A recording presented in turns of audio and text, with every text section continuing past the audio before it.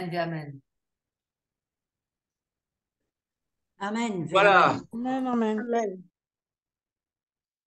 Eh bien, mes sœurs, mes frères, le message que vous apportez aujourd'hui, ça m'a été demandé à Shabbat, c'est-à-dire de parler un peu de l'idolâtrie. Et pour parler de l'idolâtrie, eh bien, nous allons refaire un petit saut en arrière dans le livre de Shemot au moment du veau d'or. Je pense que c'est l'exemple le plus frappant de toute la Bible, c'est justement cette déchéance qu'ont eu les Hébreux, ce manque de confiance en l'Éternel qu'ont eu les Hébreux.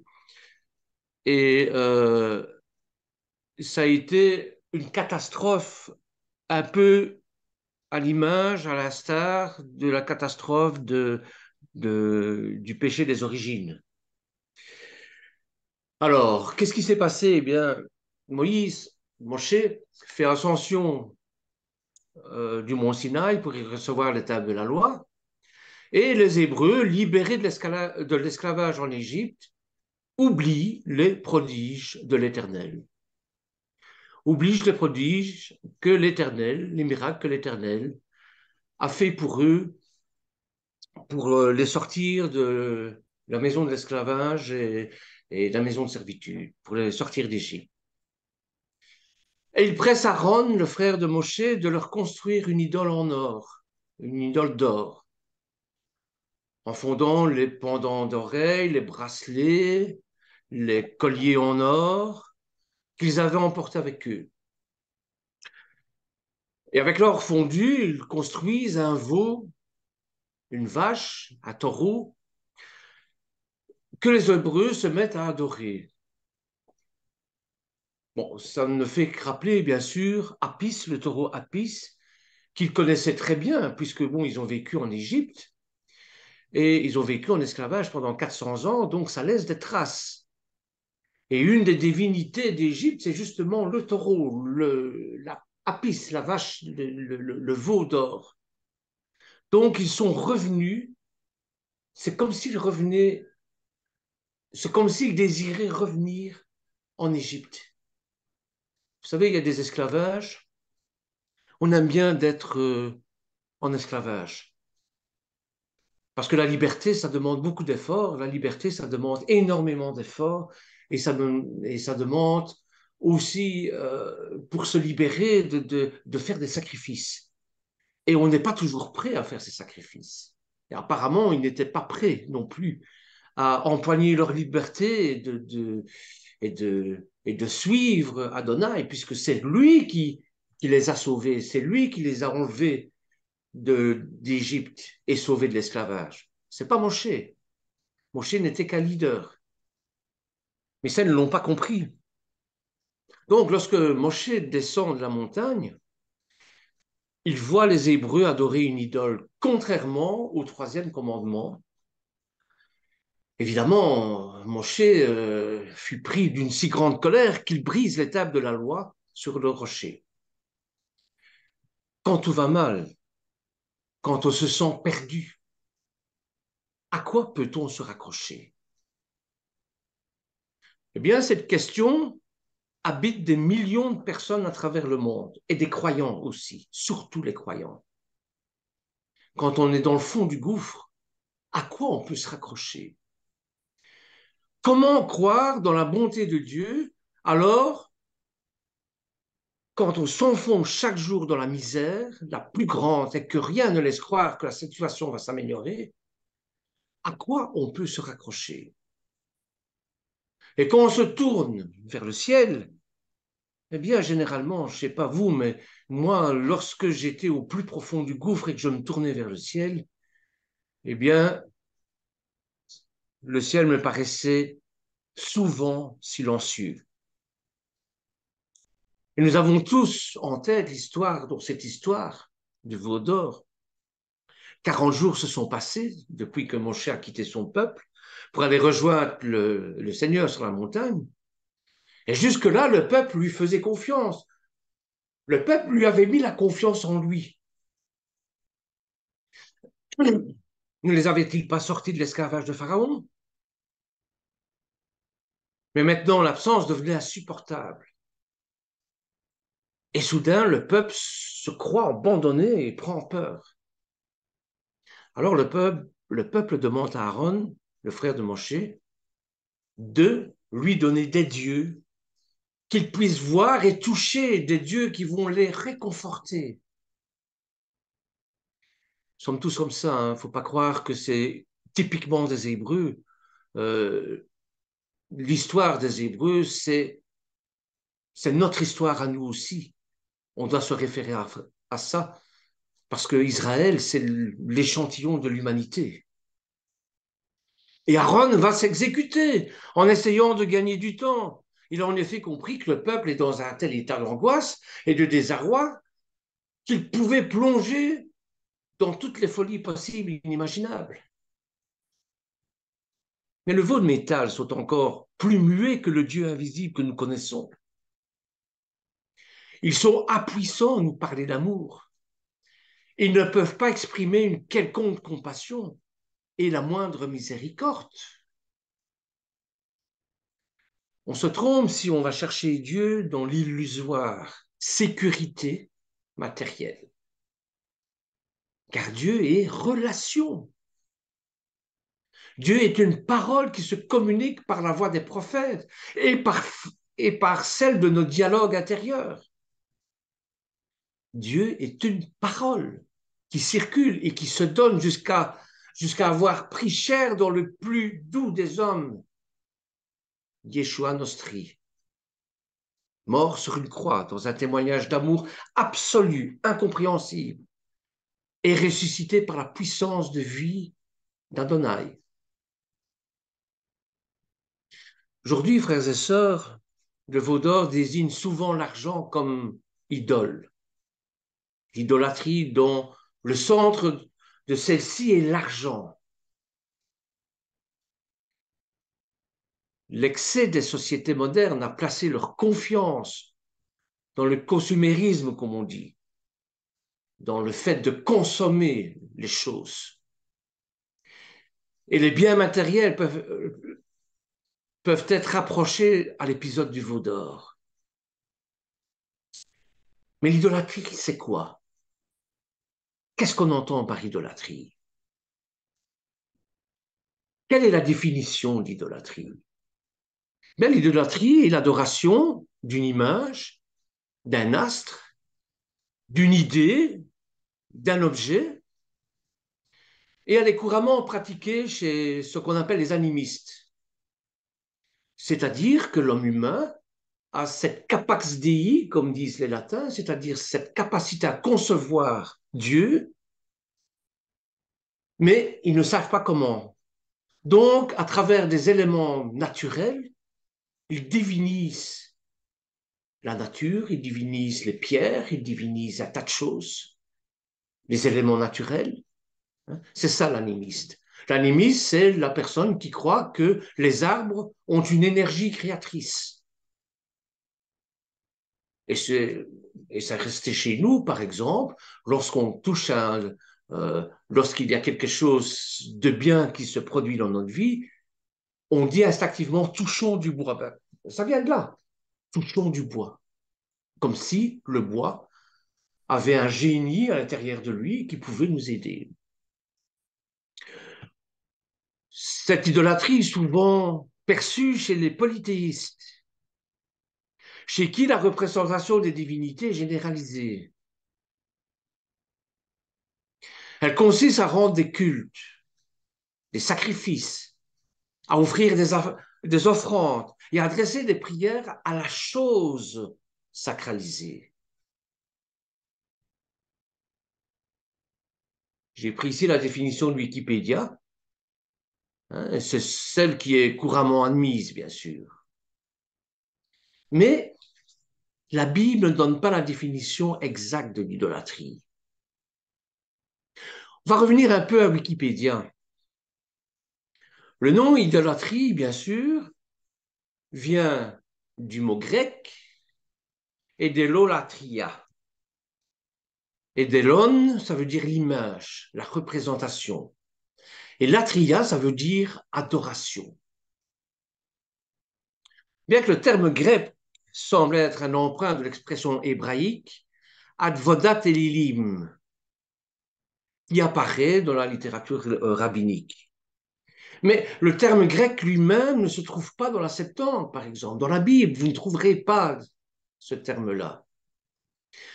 Philon d'Alexandrie, Flavius Joseph ou autres écrits juifs hellénistiques n'en font pas mention. Il n'apparaît pas non plus dans la littérature païenne grecque. Dans la Brit Hadasha, le mot grec ne se trouve que dans les épîtres de Paul. La première épître de Pierre, et l'Apocalypse, où il y a un sens péjoratif.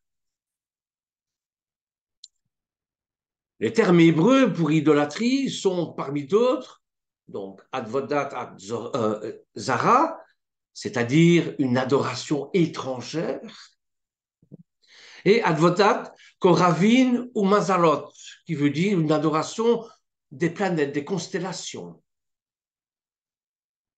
Parce que je vous dis, on a en nous ce désir d'adorer notre Créateur, mais on ne sait pas comment. On ne veut pas suivre, en tout cas, ce que lui nous demande, ce que lui nous met comme guide pour pouvoir l'adorer. Ça va être le thème, bien sûr, de tout Vaïkra, qui est le livre des prêtres. Hein, c'est le livre qui va nous permettre de nous reconnecter en partie avec Adonai par toute une série de sacrifices, d'offrandes qui sont nécessaires pour le pardon des péchés, pour tout un tas de choses. Donc, il n'y a pas de passage qui définisse clairement l'idolâtrie. Et on trouve plutôt un nombre de commandements sur le sujet dispersés dans les différents livres de la Bible hébraïque, bien sûr. C'est le livre, puisque c'est la parole de Dieu, nous la reconnaissons comme parole de Dieu, ça doit être notre livre de chevet. Et certains d'entre eux au niveau des livres, ayant écrit à différentes époques historiques, en réaction à différents problèmes aussi qui sont survenus.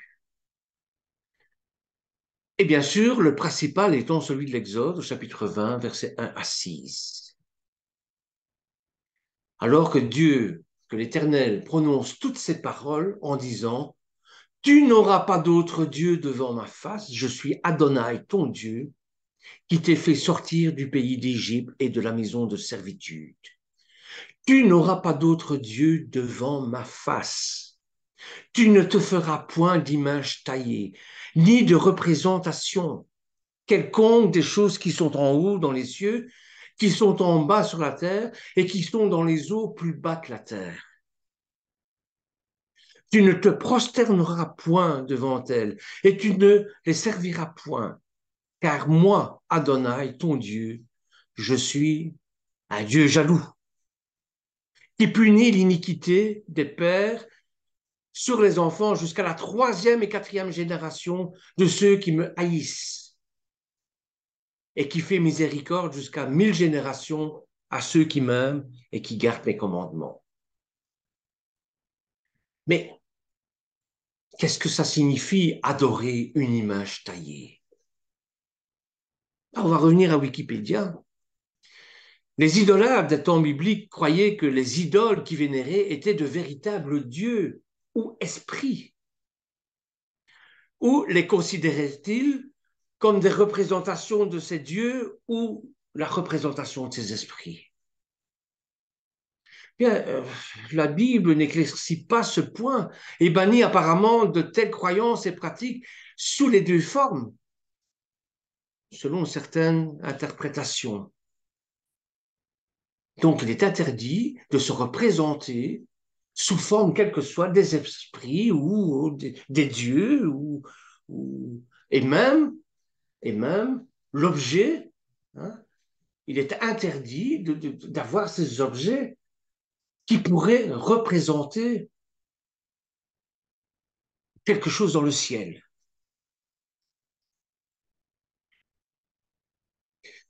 Les auteurs de la Bible interprètent l'idolâtrie sous sa forme la plus littérale. Et selon le Tanakh, selon la Bible, la plupart des idolâtres croyaient véritablement que leurs idoles étaient des dieux. Les auteurs bibliques firent l'erreur d'assumer que toute idolâtrie était de ce type-là. Alors qu'en fait, dans certains cas, les idoles pourraient n'avoir été que des représentations des dieux. Nous pouvons peut-être dire que la Bible ne perçoit pas le paganisme, donc tout ce qui est païen, qu'à son plus bas niveau est le niveau de la croyance. Les prophètes ignorent ce que nous savons du vrai paganisme.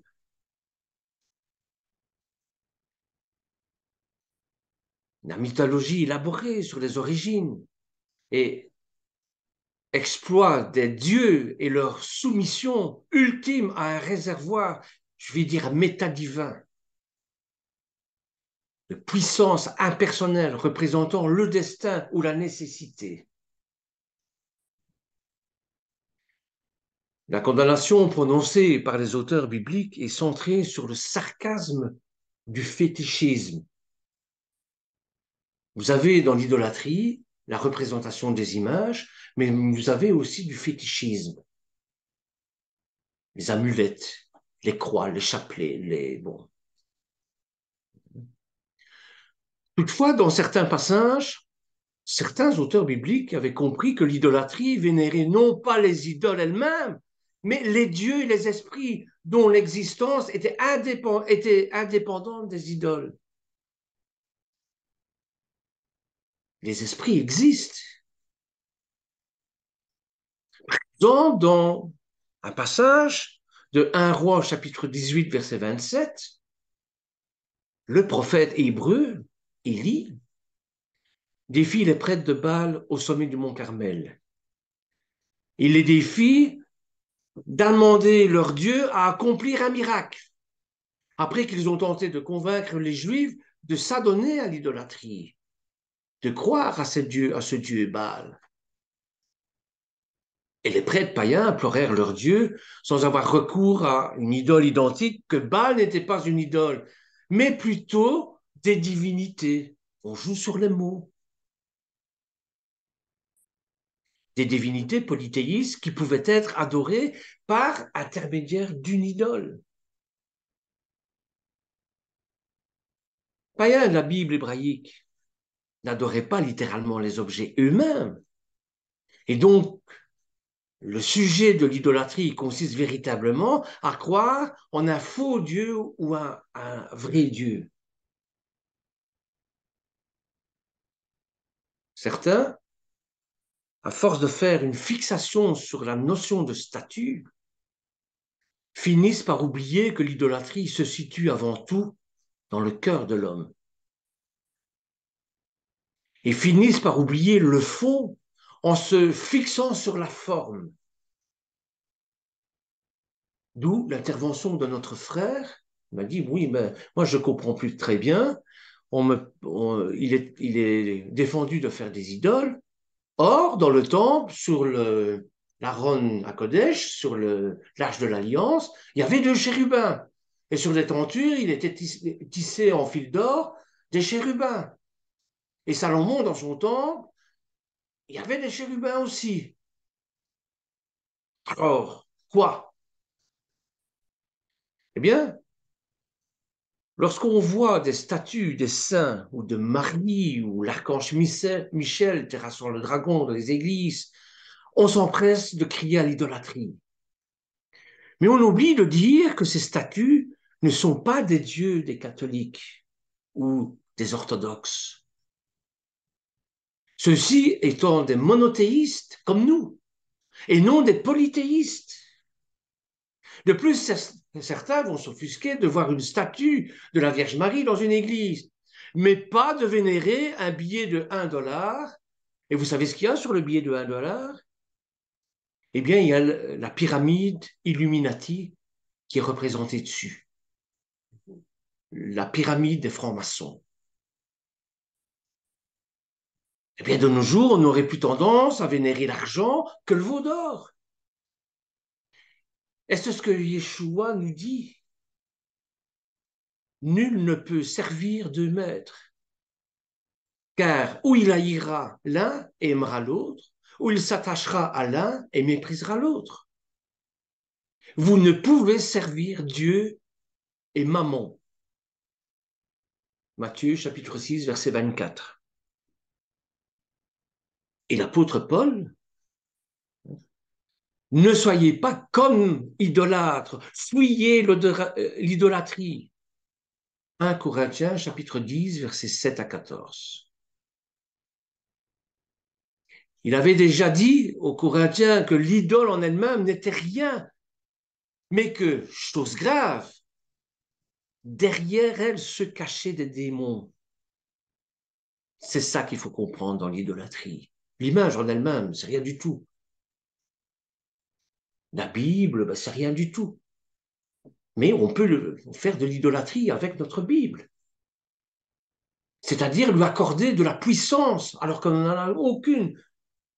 Celui qui a de la puissance pour guérir, celui qui a de la puissance pour enseigner, il n'y a que le Seigneur, il n'y a que l'Éternel. Et pas une Bible, ou pas de l'eau bénite, ou pas de l'huile. En elle-même, ces objets n'ont aucun pouvoir. Donc il avait dit aux Corinthiens que l'idole en elle-même n'était rien, mais que, chose grave, derrière elle se cachaient des démons. Le diable lui-même, en sacrifiant aux idoles, on sacrifiait aux démons. Or, je ne veux pas, dit-il, que vous ayez communion avec les démons. C'est 1 Corinthiens chapitre 8, verset 4, verset 10 et verset 20 aussi. C'est-à-dire, on n'invite pas à sa table Satan pour conjurer le sort. Oui, mais la bonne question à se poser, qui de nos jours adore les démons? Faites un dico-trottoir et demandez si on adore encore les démons aujourd'hui. Des catholiques. Paul en rajoute une couche. Dans la lettre de Saint Paul, dans la lettre aux apôtres, aux Romains, chapitre 1, verset 20 à 25, il nous dit ceci: depuis la création du monde, les hommes, avec leur intelligence, peuvent voir à travers les œuvres de Dieu ce qui est invisible. C'est ce qui est en comparaison avec l'animal. Sa puissance éternelle et sa divinité. Ils n'ont donc pas d'excuse, puisqu'ils ont connu l'Éternel sans lui rendre la gloire et l'action de grâce qu'on lui doit. Ils se sont laissés aller à des raisonnements qui ne mènent à rien. Et les ténèbres ont rempli leur cœur sans intelligence. Ces soi-disant sages sont devenus fous. Ils ont échangé la gloire de Dieu immortel, je dirais éternel, contre des idoles représentant l'homme mortel, ou des oiseaux, ou des bestiaux, ou des serpents, des veaux, des vaches. Bon, en Inde, on adore les vaches, hein, la vache sacrée. Hein. Voilà pourquoi, à cause des désirs de leur cœur, Dieu les a livrés à l'impureté, de sorte qu'ils déshonorent eux-mêmes leur propre corps. Ils ont échangé la vérité de Dieu contre le mensonge. Ils ont adoré et servi les créatures au lieu du Créateur, lui qui est béni éternellement. Oui, mais la bonne question à se poser, qui de nos jours adore les créatures au lieu du Créateur? Faites toujours ce micro-trottoir. Les polythéistes. Je rappelle que si les athées ne croient pas au Créateur, les polythéistes, eux, y croient. Mais la raison de fond qui fait que Dieu condamne l'idolâtrie est indiqué dans le passage cité de l'Exode. Car moi, Adonai, ton Dieu, je suis un Dieu jaloux. Mais de quoi voulez-vous que Dieu soit jaloux si ce n'est que des autres dieux? Des dieux qui sont fabriqués de toutes pièces par la pensée humaine. Isaïe, chapitre 42, verset 8. Je suis Adonai, c'est là mon nom, et je ne donnerai pas ma gloire à aucun autre, ni ma louange aux images taillées. Lorsque mes frères catholiques, que je respecte beaucoup, parce que je ne combats pas leurs convictions, mais lorsque mes frères catholiques s'adressent à la Vierge Marie pour les sauver d'une situation, qu'elle serve d'intercesseuse, je ne sais pas si c'est comme ça qu'on dit en français, euh, auprès de Yeshua pour notre salut, pour nos pardons, eh bien, c'est exactement de ça que je veux parler ici. C'est c'est du vol de la gloire de Dieu. On lui accorde des choses, on lui accorde des pouvoirs qu'elle n'a pas. Il n'y a qu'Adonai qui a ce pouvoir-là.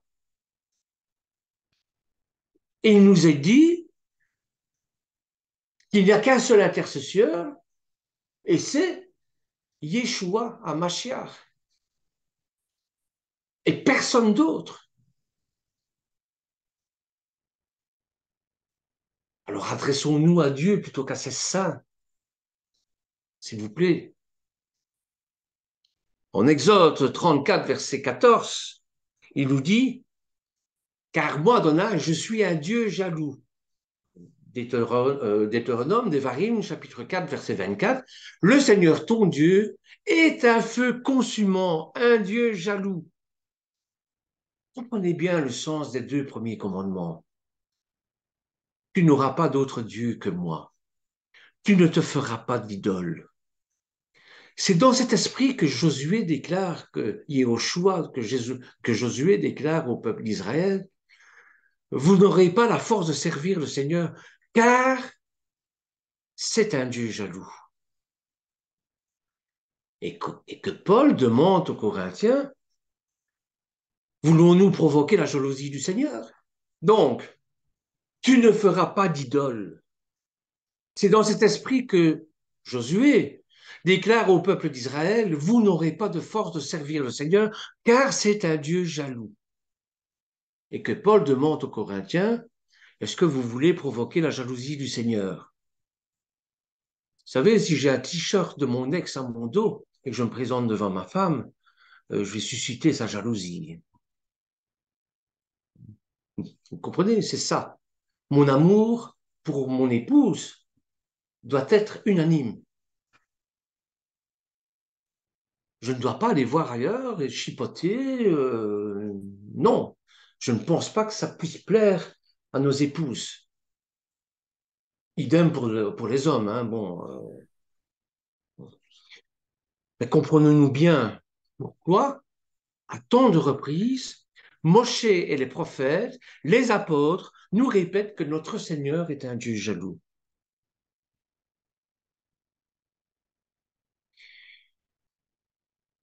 Eh bien, voyons un peu ce que représente l'idolâtrie aujourd'hui. Parce que l'idolâtrie prend bien sûr beaucoup de formes. Hein, et je vous le disais, il ne s'agit pas toujours de représentation de saints, de personnes, d'animaux, et ainsi de suite. Mais parfois, c'est plus subtil que ça.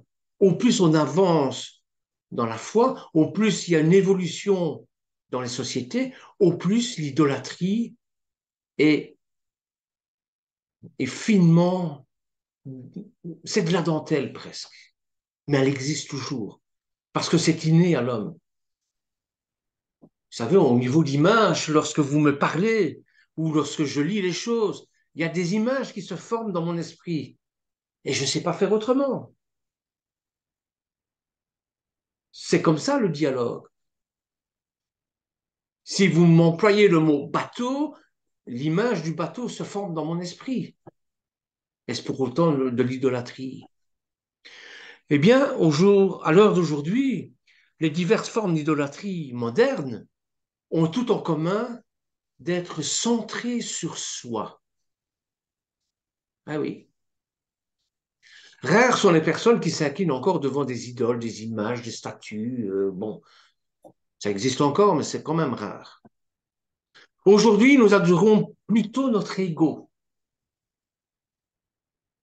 Moi, je, au sein même de nos assemblées, au sein même de nos communautés. Seigneur, je voudrais que tu le guérisses. Je veux. Je veux réussir dans ma vie. Je. La première idole, c'est nous.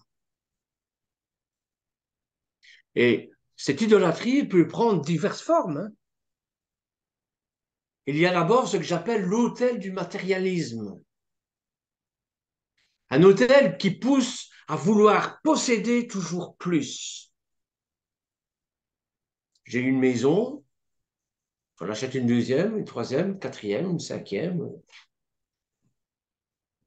J'ai une petite voiture, pourquoi pas en avoir une deuxième? Pourquoi pas avoir une voiture plus sophistiquée? Pourquoi pas acheter un avion tant qu'on en est? Oui. Nos maisons sont remplies de toutes sortes de biens matériels. Et nous construisons des maisons toujours plus grandes, avec plus de chambres, d'espaces de rangement pour conserver tout ce que nous achetons, et souvent même de les avoir payés. Système de crédit. Ah, c'est un système magnifique, hein. Presque tout le monde aujourd'hui peut acheter sa maison sous forme de crédit. C'est rare la personne qui achète une voiture ou qui achète une maison comptant. C'est rare. La date de péremption, la plupart du temps de ces produits, les rend très inutiles. Alors, qu'est-ce qu'on fait? Ben, nous les conservons au garage ou dans la cave ou dans le grenier et nous partons vite en acheter de nouveaux, des plus récents, des plus à la mode, un dernier cri. Cette soif insatiable de posséder toujours plus, d'avoir toujours les meilleurs produits, les dernières nouveautés, n'est rien d'autre que de la convoitise, interdit par le deuxième commandement. Tu ne convoiteras pas tu ne convoiteras pas la maison de ton prochain, tu ne convoiteras pas la femme de ton prochain, ni son esclave, ni sa servante, ni son bœuf, ni son âne, ni quoi que ce soit qui lui appartienne. Exode chapitre 20, verset 17. Oh, écoutez, mon voisin a la plus belle femme du quartier, pourquoi lui, pas moi? De quel droit est-ce qu'il peut se permettre d'avoir une si jolie femme? Et pourquoi ne serait-elle pas à moi, cette femme-là, après tout? C'est une forme d'idolâtrie. Dieu sait que la satisfaction de nos besoins matériels ne nous rendra jamais heureux. Le confort, ça aide, mais ça ne nous rend pas heureux. Mettez-moi dans une cage dorée, donnez-moi à manger tous les jours et à boire tous les jours, les mets les plus fins, les boissons le nectar, hein. Dorlotez-moi. Mais si je n'ai pas l'amour de mes frères et de mes sœurs, je vais mourir. Je préfère vivre dans une masure, hein, dans une mansarde, il y a des toiles d'araignée, ça pue, mais avoir l'amour de mes frères, de mes sœurs, de ma femme, de mes enfants.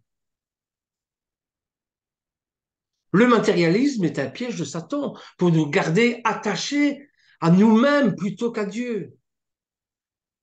Nous nous faisons Dieu. Ça a été le péché des origines. Hein. Ensuite, il y a ce que j'appelle, il y a l'autel matérialiste, il y a l'autel de l'orgueil. Alors cet autel de l'orgueil prend souvent la forme d'une obsession pour notre travail, par exemple. Nous sommes carriéristes, au point même qu'il y a des gens, j'en ai connu dans ma famille, qui disaient, nous ne pouvons pas nous permettre d'avoir des enfants parce que nous embrassons une carrière. Évidemment, avec moi, ça ne me passait pas, ça créait un problème là. Moi, d'abord, c'est la famille, les enfants, et la carrière, l'emploi, c'est pour subvenir aux besoins. Et eux, non, c'était leur objectif. Je veux être cadre supérieur, je veux être PDG. Et pour ça, il ne faut pas de bâton dans les roues, il ne faut pas de môme en train de brailler dans tous les coins. Non. Et quand vous avez les deux qui sont comme ça, 10 ans après, c'est un divorce. Hein. Des millions d'hommes et de plus en plus de femmes travaillent 60, 80 heures par semaine. Vous savez, j'étais à ceux-là aussi. Hein. J'exerçais jusqu'à 3 boulots. Vous vous rendez compte? Quand je vois la somme, je suis resté une fois 72 heures sans dormir. Je ne le ferai plus. Enfin, je ne serai plus capable de le faire de toute manière. Mais je ne le ferai plus. À quoi ça sert? Et même le week-end, et quand nous sommes censés être en vacances, qu'est-ce qu'on fait? Ben, on prend notre tablette, on prend notre téléphone, on prend notre PC, on les allume et nous réfléchissons à la manière d'augmenter notre chiffre d'affaires, obtenir une promotion ou être remonté par d'autres patrons. Et pour ça, ben, il faut travailler plus. Il faut montrer ce dont on est capable de faire. Ou même penser à signer le prochain contrat au lieu de tout débrancher, de tout déconnecter. C'est une forme pour moi d'idolâtrie. Pendant ce temps, eh bien, nos enfants désespèrent de recevoir un peu d'attention et d'amour de notre part. Et puis, on est étonné qu'ils s'attachent à la nounou, parce que, bon, quand on est carriériste, on ne sait pas élever ses enfants. Si d'aventure un enfant vient, bon, il faut l'élever. On fait appel à une tierce personne. Et puis, on s'étonne que cet enfant-là n'a pas de sentiment pour vous, mais aime plus la nounou que vous. Frères et sœurs, nous nous mentons généralement à nous-mêmes et prétendons que c'est pour eux que nous faisons tout ça, pour leur offrir une vie meilleure. Mais en réalité, nous le faisons pour nous, pour renforcer notre estime de nous-mêmes, en montrant aux autres que nous avons réussi. C'est de la folie. Pour moi, c'est de la folie. Rien de ce que nous aurons accompli nous, ne nous sera d'aucune utilité après notre mort. Pas plus d'admiration du monde, hein, car tout ça n'a aucune valeur éternelle. Et le roi Salomon l'a exprimé d'ailleurs hein, dans l'Ecclésiaste. Hein. En effet, un homme peut travailler avec sagesse, savoir-faire et succès. Il doit laisser le produit de son travail à un homme qui ne s'est donné aucune peine pour ça. Cela aussi, c'est de la fumée et c'est un grand malheur. Oui, que retire l'homme de tout son travail et des préoccupations de son cœur, alors qu'il se donne tant de peine pour cela sous le soleil? Ses journées ne sont toutes que souffrance et son activité n'est que chagrin. Même la nuit, son cœur ne connaît pas de repos. Ça aussi, c'est de la fumée. Ecclésiaste chapitre 2, versets 21-23. Nous idolâtrons aussi l'humanité. Donc, par extension, en disant que nous idolâtrons l'humanité, eh bien, nous idolâtrons par le naturalisme, la science. Le naturalisme et la science qui nous donnent l'illusion de maîtriser le monde et nous conduisent à nous prendre pour des dieux. Et nous rejetons la parole de Dieu qui décrit la création du ciel et de la terre. Et nous acceptons l'évolutionnisme. Non, je ne descends pas du singe, ni d'un œuf de serpent, ni... Non.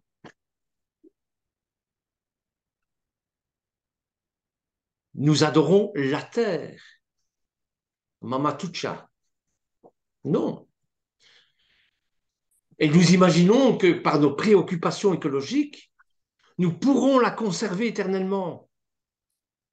Alors que Dieu a décrété qu'elle va disparaître un jour. Hein. Quand il détruira tout pour créer un nouveau ciel et une nouvelle terre, eh bien, le jour du Seigneur viendra comme un voleur. Et ce jour-là, le ciel disparaîtra avec fracas et les éléments embrasés se désagrégeront et la terre, avec les œuvres qu'elle contient, sera brûlée. Puisque tout notre monde doit être dissous, combien votre conduite et votre piété doivent-elles être saintes? Attendez et hâtez la venue du jour de Dieu, jour où le ciel enflammé se désagrégera et où les éléments embrasés fondront. Mais nous attendons conformément à sa promesse, un nouveau ciel, une nouvelle terre, où la justice habitera. Amen. 2 Pierre, au chapitre 3, versets à 13. Ce passage montre clairement que nous ne devons pas adorer l'environnement, mais vivre une vie sainte en attendant ardemment le retour de notre Seigneur et Sauveur, Yeshua, qui seul mérite notre adoration. Je ne veux pas dire par là qu'il faut bafouer la terre, qu'il faut la maltraiter, il faut la respecter, mais il ne faut pas aller au-delà du respect qu'on lui accorde. Enfin, l'idole moderne n'a plus destructrice et peut-être celle de l'accomplissement de soi aux dépens des autres. Se faire de l'argent sur la laine des moutons, comme on dit. L'accomplissement de soi aux dépens des autres, de leurs besoins, de leurs désirs, qui se manifestent par l'abus d'alcool, par exemple, la drogue, ou l'abus de nourriture. Les ressortissants des pays aisés, comme en Europe et aux États-Unis, ont un accès illimité à l'alcool. Ça commence à changer, mais un accès illimité à la drogue. Avant, il y avait quand même la loi qui interdisait la consommation de cannabis, etc. Maintenant, ça commence à être autorisé dans certaines circonstances. Bientôt, ça va être comme l'avortement, hein, ce sera libéralisé. La consommation de médicaments atteint des niveaux records, même chez les enfants. Et à la nourriture, ce qui entraîne des problèmes de santé comme l'obésité. Je crois que c'est en Australie où il y a le plus d'obèses. Et puis il vient les États-Unis. Et qui dit obésité dit diabète.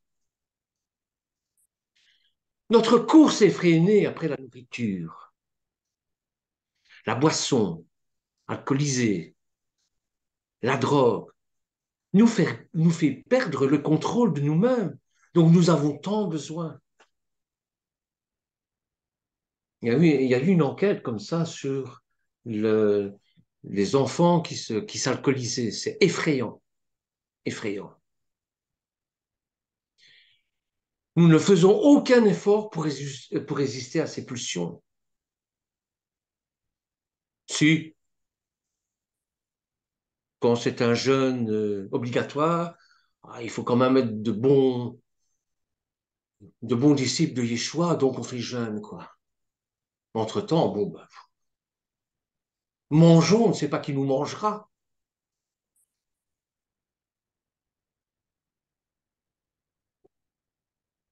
Donc, nous faisons aucun effort pour résister à ces pulsions, déterminés à décider nous-mêmes de ce qui est bon pour nous, comme Ève, quand Satan l'a tenté dans le jardin d'Éden, en lui faisant miroiter, vous serez comme des dieux. C'est pareil. Maintenant, ils veulent nous faire bouffer de la poudre de cafard. Est-ce que vous vous rendez compte? Et on dit Amen. On dit, bah, après tout, c'est plein de protéines. Attends, je ne veux pas parler de cachérisation des choses, parce qu'il y a des insectes qui sont cachers, oui, comme les sauterelles, par exemple. Hein. Mais ça, c'est ordonné par l'Éternel, ça. Mais si on accepte la cachérisation dans l'alimentation, eh bien, on va étendre ça à tous les insectes. Mais non, la Bible ne parle pas de tous les insectes. Alors, il faudra bien lire les étiquettes, hein, parce que, avec toutes les saloperies qu'on nous met dans la farine, dans les pâtes, etc., et c'est écrit en tout petit, hein, il y en a tellement, en commençant par des œufs, machin chouette, et en terminant par la poudre de cafard, par des rehausseurs de goût qui sont, à long terme, cancérigènes. On va vous dire, oui, mais c'est pas prouvé. Genèse, chapitre 3, verset 5. Vous serez comme des dieux. Vous déciderez de ce qu'il faut manger et de ce qu'il faut boire. Amen. C'est ça le désir de l'homme depuis lors. Devenir Dieu. C'est ça l'idolâtrie.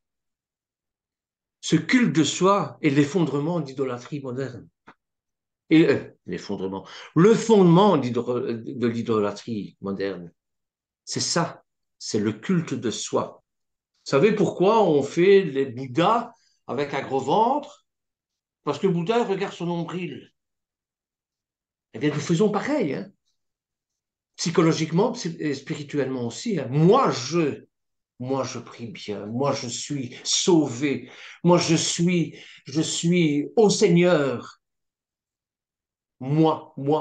L'ego dont je parlais tout à l'heure. Vous voyez, toutes ces formes d'idolâtrie de soi pour le régime, les trois convoitises que l'on rencontre dans 1 Jean, chapitre 2, verset 16. Trois convoitises. Regardez ce qu'il nous dit. 1 Jean, chapitre 2, verset 16. En effet, tout ce qui est dans le monde, la convoitise est dans l'homme. La convoitise des yeux. On relouque la voisine qui va mettre sécher son linge. Le Seigneur va dire, le fait de regarder sans passer à l'acte, vous avez déjà commis l'adultère. Ouais, mais attends. Parce que les Juifs disaient, oh, commets pas l'adultère, je ne suis pas passé à l'acte. Mais rien que désirer la femme ou fantasmer sur une femme, prends l'exemple, hein, bien sûr, qui est en train de mettre sécher son linge dehors, ou même qui passe dans la rue. T'as vu celle-là? Waouh! C'est fini. Vous êtes déjà condamné. C'est ça la convoitise des yeux. L'orgueil dû aux richesses. Avoir toujours plus. Picsou. Avec les doigts décrochus pour pouvoir ramasser le plus de fric possible. Tout ça, ça vient pas du Père. Ça vient pas du Père céleste, ça vient du monde. Et pour échapper à l'idolâtrie moderne, nous devons admettre qu'elle est partout et la rejeter sur toutes ses formes comme n'étant pas de Dieu, mais de Satan. Vous savez, moi j'adore les bouquins. Et un jour, je vais dans une foire d'antiquaires. Il y avait une magnifique Bible, écrite en gothique, en allemand. C'était une Bible luthérienne, à un prix bon, exorbitant. Je me suis mis à convoiter cette Bible-là. Et par la suite, en priant, j'ai dit, Seigneur, pardon, qu'est-ce que j'aurais fait d'une Bible comme ça? à part la mettre dans un musée où, ah oui, oui, j'avais une belle Bible luthérienne écrite en gothique du 15e, 16e siècle. Et après, vous voyez, l'idée que l'égocentrisme mène à l'accomplissement de soi est un mensonge que Satan répète sans cesse depuis qu'il a séduit Adam et Hawa. Mais malheureusement, nous continuons d'y croire. Moi, tu seras comme des dieux. Mon fils, il conduit comme un dieu. Ma fille, elle chante comme une déesse. Écoute sa voix, c'est la voix divine. Attends, il suffit d'un rhume, hein, d'une extraction de voix. Pire encore, beaucoup d'églises le propagent en enseignant un évangile de la santé et de la prospérité fondé sur l'idole du moi. Si les catholiques sont des idolâtres parce qu'ils prient la Vierge Marie, les protestants sont aussi idolâtres parce que chez eux, c'est l'évangile de la prospérité. Et je connais des pasteurs, ils sont comme ça. Ils ont un certain charisme, ils disent, je vais prier pour toi. Et n'oublie pas de mettre 50 € dans l'urne. Hein. Voyez, l'idolâtrie, c'est partout. Pardon, excusez-moi. Pourtant, nous ne trouvons jamais le bonheur ainsi. Pour le trouver, notre cœur et notre esprit doivent être centrés sur l'éternel et sur les autres. Aimer Dieu et son prochain.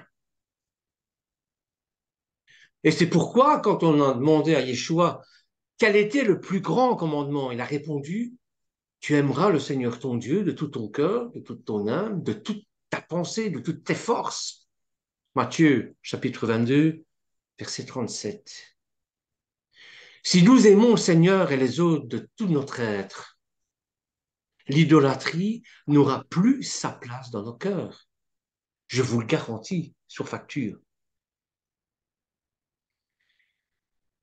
Alors, mes frères et sœurs, prions pour que nous succombions pas à, à cette idolâtrie qui n'est pas que s'agenouiller devant un crucifix ou devant une personne, ou ça prend parfois des, des formes très subtiles.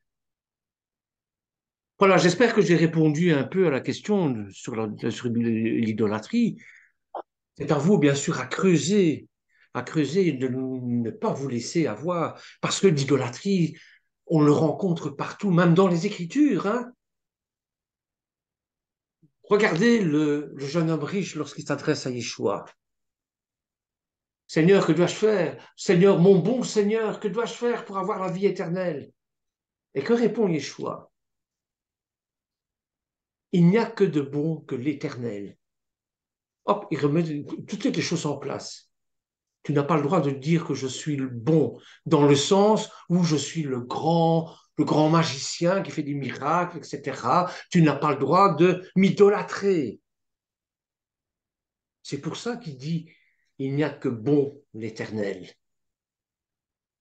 Pour avoir la vie éternelle, ben, tu dois respecter les commandements. Mais ça, je le fais déjà.